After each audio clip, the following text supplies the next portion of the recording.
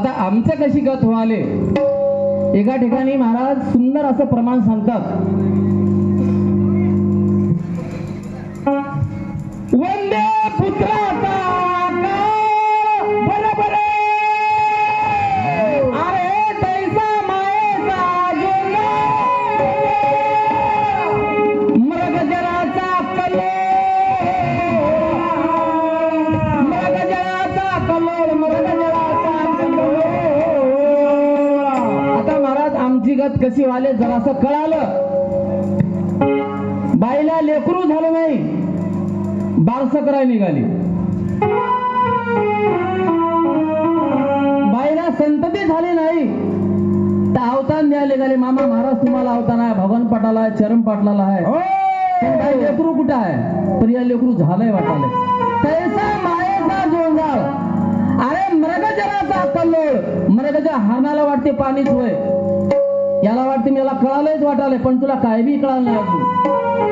म्हणून महाराज मध्ये महाराज सुंदर सांगतात जैसा मृग जळाचा कल्लोळ ते पाणी नव हाया होता. म्हणून त्याकरता महाराज आम्हाला काय सांगतात या नामाने पावन झाले किती एक गेले तर सुखाला. अरे एवढं उघडा असून कळाला काय म्हणावा भाग्या.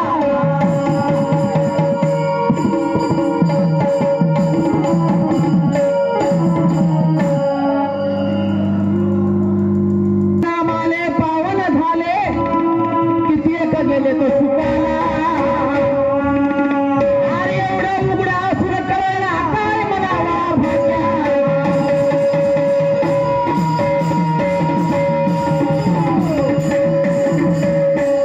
सांगती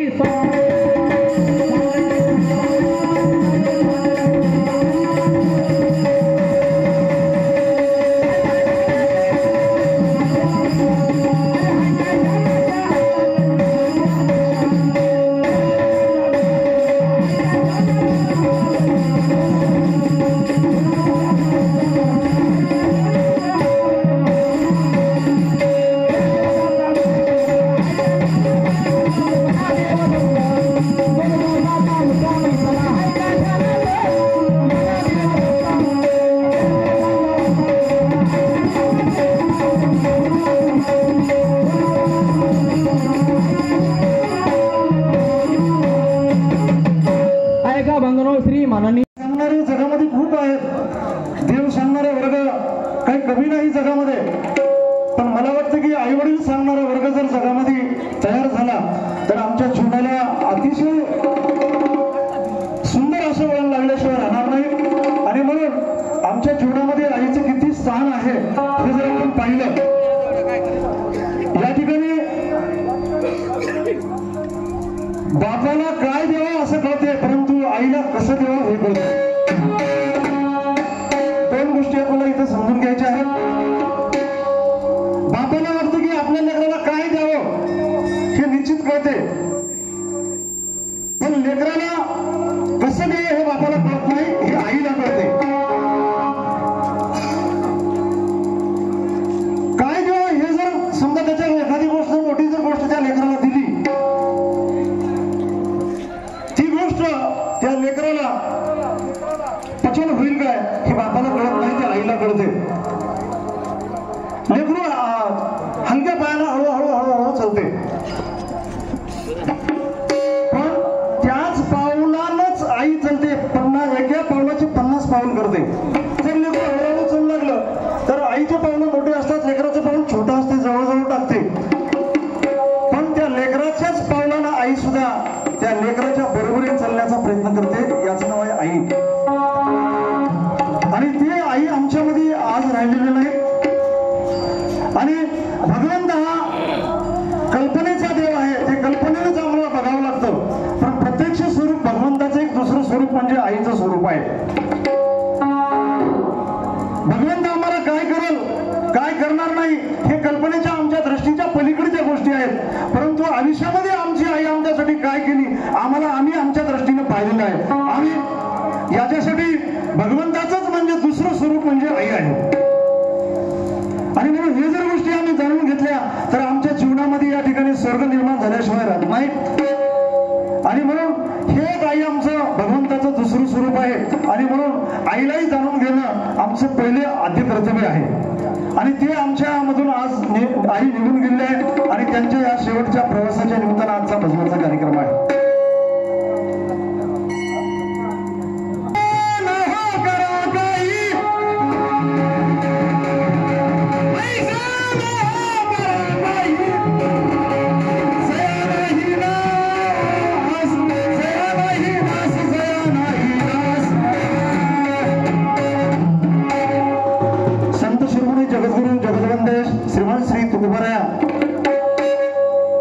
आपल्या अभंगाच्या द्वारे प्रतिपादन विषय समोर ठेवत असताना, मानवी जीवाला उपदेश करत असताना सुंदर असा गोड अभंग गाथ्यामध्ये त्यांनी दिलेला आहे. महाराज म्हणतात, आईशी नाहो करा काही जया नाही नास. असं काम तुमच्या जीवनामध्ये तुम्ही करा की त्या कामाचा कधीच नाश नाही झाला पाहिजे,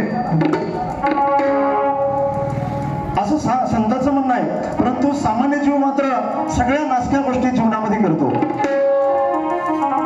आपण जमीन घेतो, काय करतो आपण? पाणी घालून दूध विकतो, पोरग पाणी टाकून पितो. सगळ्या नासक्या गोष्टी आपण करतो. बाप आपल्यासाठी घर बांधते. घराची मर्यादा 100 वर्षाची आहे. गव्हर्नमेंटची मर्यादा 100 वर्षाची घराची आहे. घर जरी मजबूत असलं तरी गव्हर्नमेंटच्या नियमाप्रमाणे 100 वर्षाच्या पुढे त्या घराला पाडावं लागतं. हे सगळ्या नासक्या गोष्टी आपण प्राप्त करतो.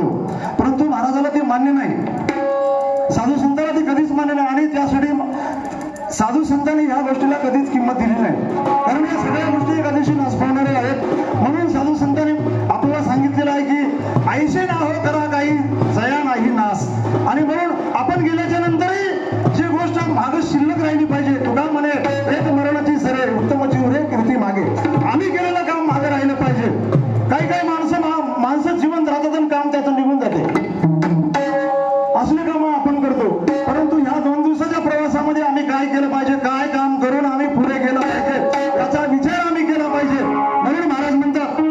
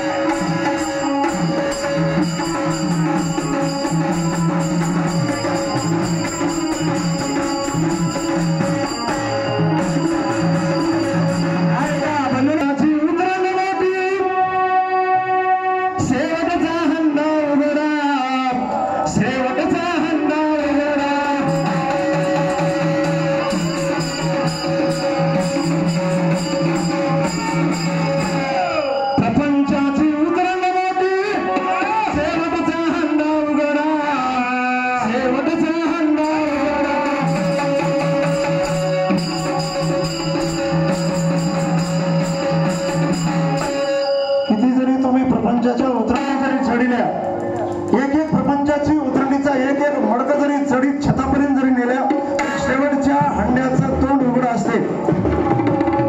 आणि म्हणून प्रपंचाची भूक कधी भागत नाही.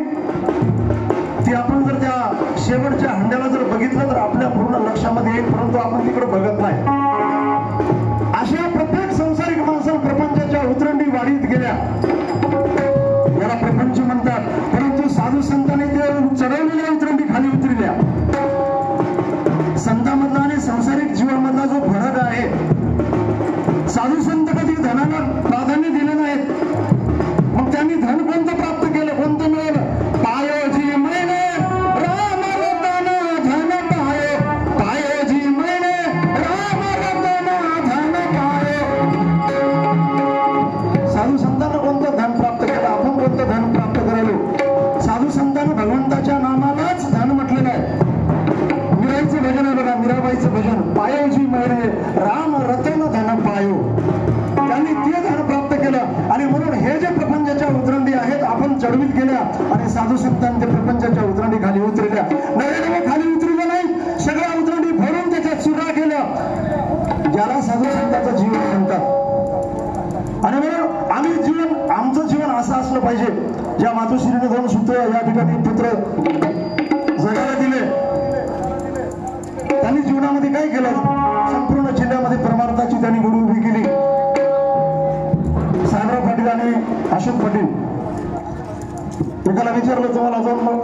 आहेत. त्याला सांगितलं मला 2 मुलं आहेत. तुमची मुलं काय करतात? काही नाही, एक भजन म्हणते, एक मृदंग वाजवते म्हणला. मग त्यानं त्याला विचारलं तुमची मुलं काय करतात? माझी मुलं तुमच्या संगीत, मलाही 2 मुलं आहेत मला. तुमचे काय करतात? एक जेलमध्ये आणि एक रवाना सुटले मला. हे काय म्हणाले? तुमच्यासारखेच मला 2 आणि तुमच्यासारखे हात, पण तुझे काय करायला हे महत्वाचा विषय आहे.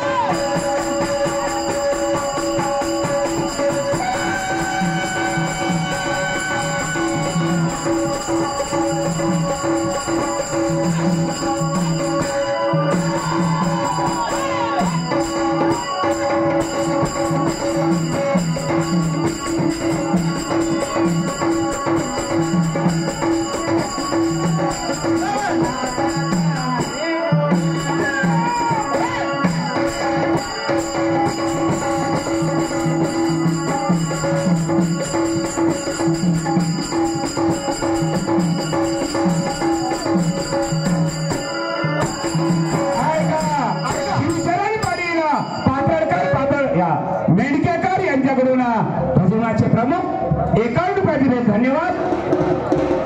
व्यंकट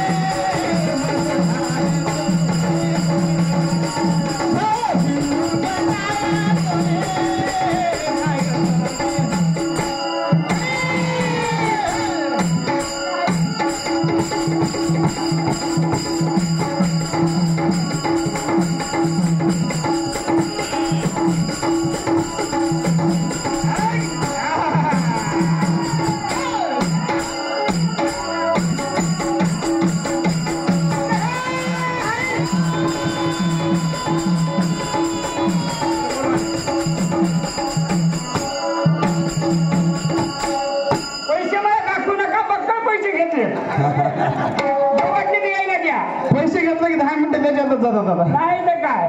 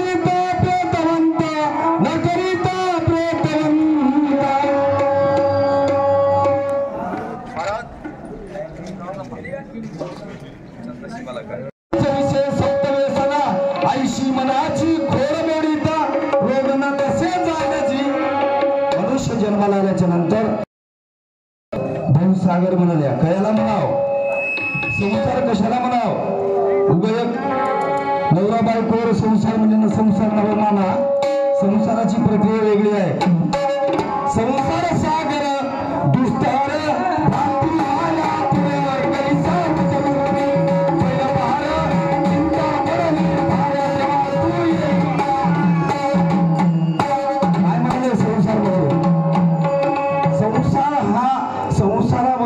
निघायचं आहे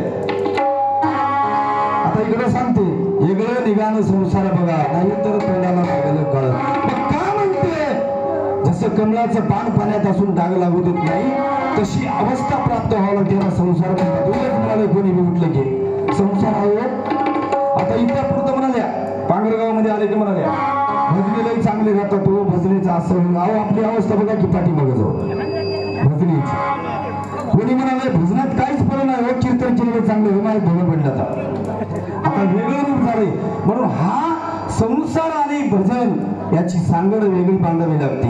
ही सांगड बांधत असताना पांढरगावमध्ये सांगा वाचायचं काहीच नाही. भाऊ करी एखाद्या मोठ्या समुद्रामध्ये तांब्यावर पाणी टाकल्यासारखं आमचं बोललं म्हणजे पण बोलावं लागते. का बोलावं लागते? पाठीमागचा उद्देश वेगळा आहे. आता येईल तर भजनाचा चान्स नाही म्हणून हा संसार, या संसारामधून आम्हाला अलिप्त कसं होता येते. प्रपंच परमार्थ साधतील दोन्ही तयाची निर्वाणी सुख होईल असंही म्हणता येते. इकडे सांगते संसार त्याग करावा लागतोय. मग त्याग करत असताना काय करावं लागते. म्हणून या साधू संतांचं म्हणणं काय आहे? ऐका ही संत जनाची देव सत्यात माहिती ते सत्यात रमतोय. किडा उगून नवा लोकडू पडल्यासारखा. आता म्हातारपणापर्यंत एवढा किडा आमची साधी गोष्ट नाही. लोकडू पडेल. तुम्ही तर मला ओळखीच ना, पण तुम्हाला मी लहानपणापासून ओळखतो. आमच्या गावात तुमच्या गावची तुमच्या भजनाची 2दा सेवा झाली आणि आम्हाला भजन म्हणायला गेलं नाही तेव्हा. हे भजन होय, हे किडा वेगळा होय. आता बाबू पटलाचं काय घेणे नाही. 60-70 एकर गावाला याला काय देणं की नाही भजनामध्ये. रोज 4-5 गडी राहतं भगवान पडेल. याला काहीच देणं की नाही. पण किडा वेगळा होय आमचा. बरोबर. ऐका ही संत जनाची